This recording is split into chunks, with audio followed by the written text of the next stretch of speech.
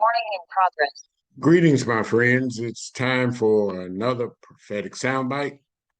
Today, we're going to be talking about the truth about the laws of prosperity. We're going to come from 3 John, verse 2. Beloved, I wish above all things that thou may prosper and be in good health, even as thy soul prospereth. So let's look at our definition of prosperity. Prosperity is to succeed in goals and objectives. One of the challenges that we have, many of our brothers and sisters have not set goals or objectives. So without any goals or objectives, and when I talk about goals and objectives, I'm talking about goals and objectives that are measurable.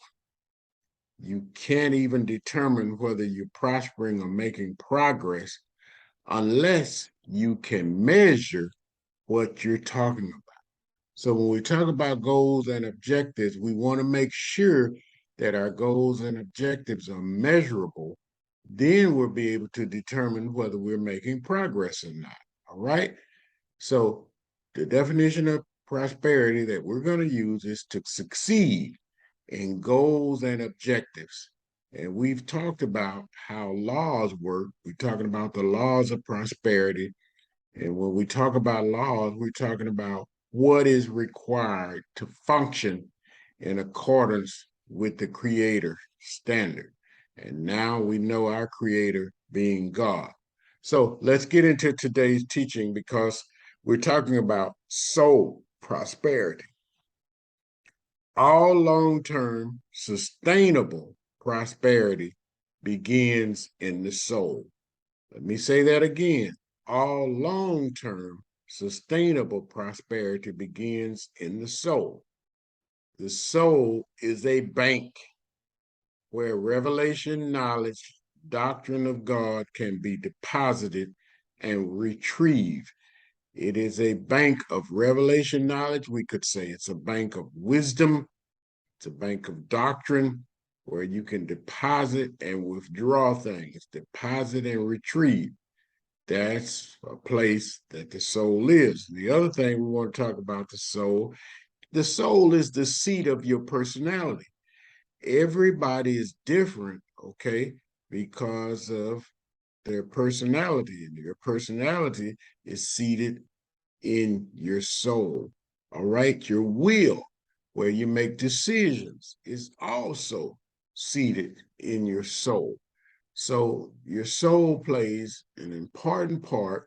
It's important that your soul be anchored, because if your soul is not anchored, all right, the appetite and desires of your body and of sense knowledge will pull you away from the discipline that God wants us to have. So we need to understand that there's a balance between your body, your soul, and your spirit. You've got to get all three of those synchronized and working together.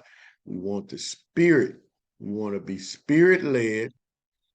We want our spirit to interface with our soul. We want our spirit and our soul to control our body. So it's an information bank, right? Revelation knowledge. Let's move on. So many souls are spiritually bankrupt, okay? Spiritually bankrupt. Reprobate mind, void, empty of Bible doctrine and moral values. Just look at our behavior look at the behavior in our society. Erosion and depletion of moral capital.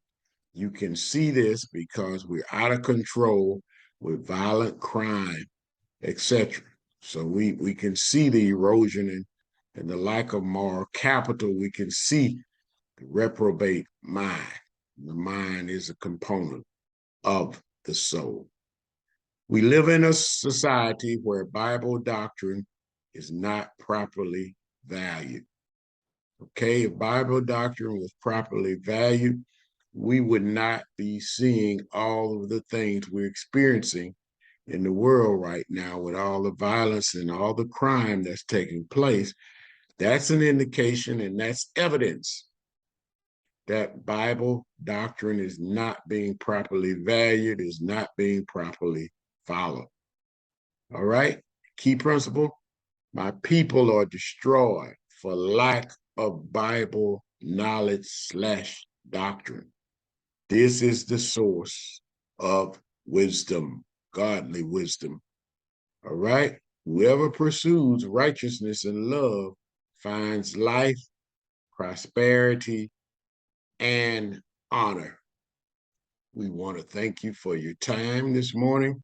May God bless you as this word goes out. May it transform your life. Thank you for your time. Look forward to seeing you again in the future.